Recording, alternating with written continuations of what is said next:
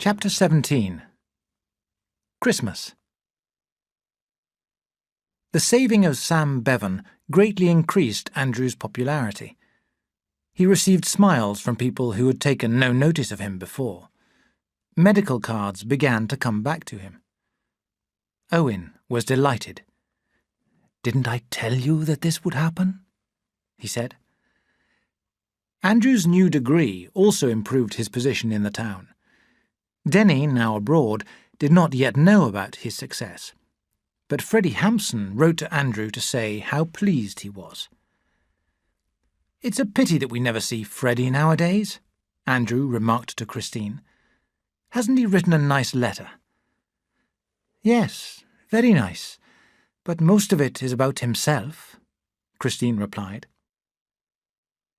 The next few weeks passed very happily. On the evening before Christmas, Andrew returned home from the surgery with a pleasant feeling of peace and goodwill. As he entered the house, he saw at once that Christine had the same feeling. "Shut your eyes and come with me," she said, holding out her hand.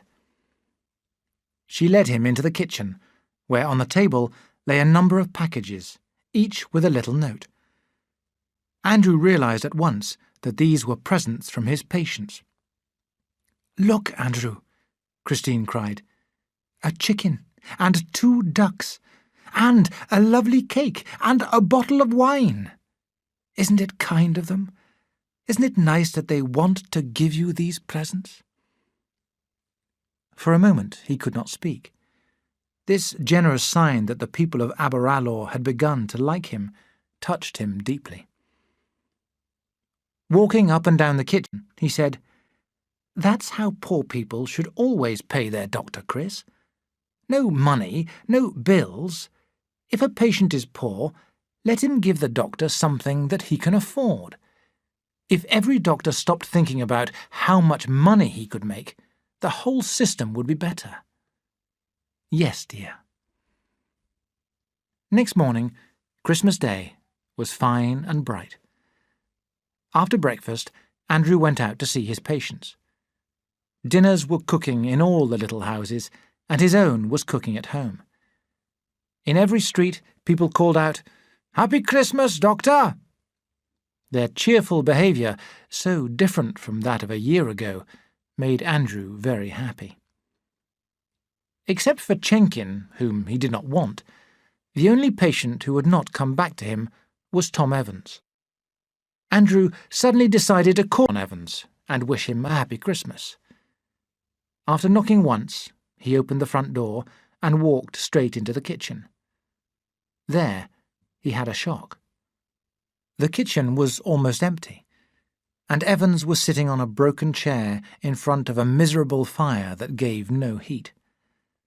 On his knee sat his little girl, who was 4 years old.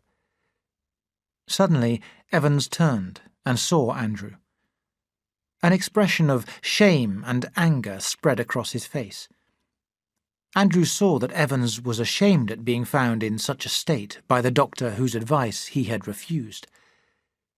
Andrew felt sad and awkward. He wanted to turn and go away. But at that moment, Mrs. Evans entered the kitchen. She was so surprised to see Andrew that she cried out, "What's the matter, sir?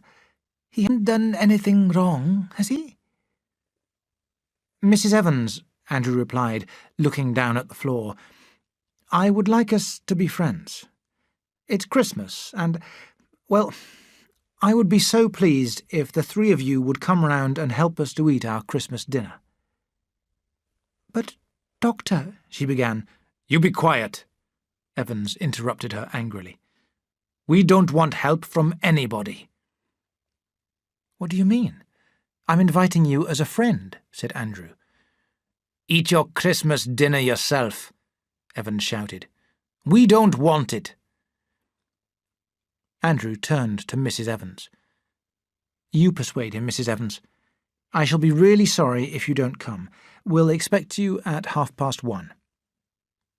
Before either of them could reply, he left the house.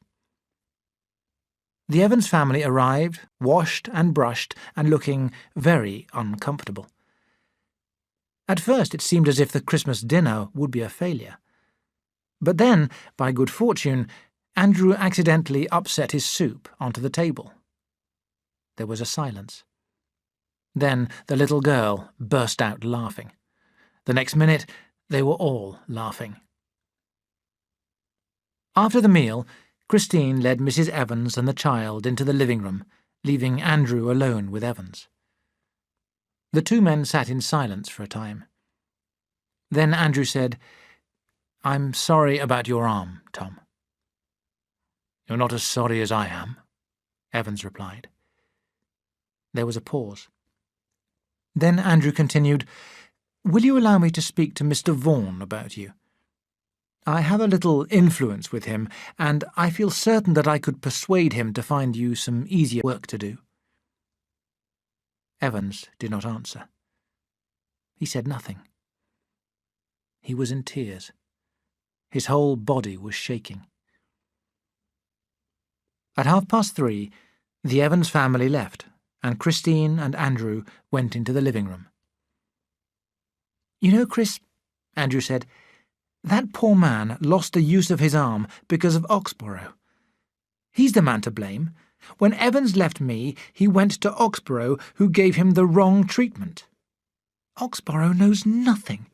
Nothing. There ought to be a law to—" "Andrew, dear," Christine smiled at him from her chair, "do stop talking about your work. I want to tell you something important." "Yes?" She laughed silently. "Come over here." He sat on the chair beside her. "Well, what is this great news?" She gave another little laugh. "Andrew, I'm going to have a baby." "A baby? Really? You mean—" "Yes. I've been trying to tell you all day."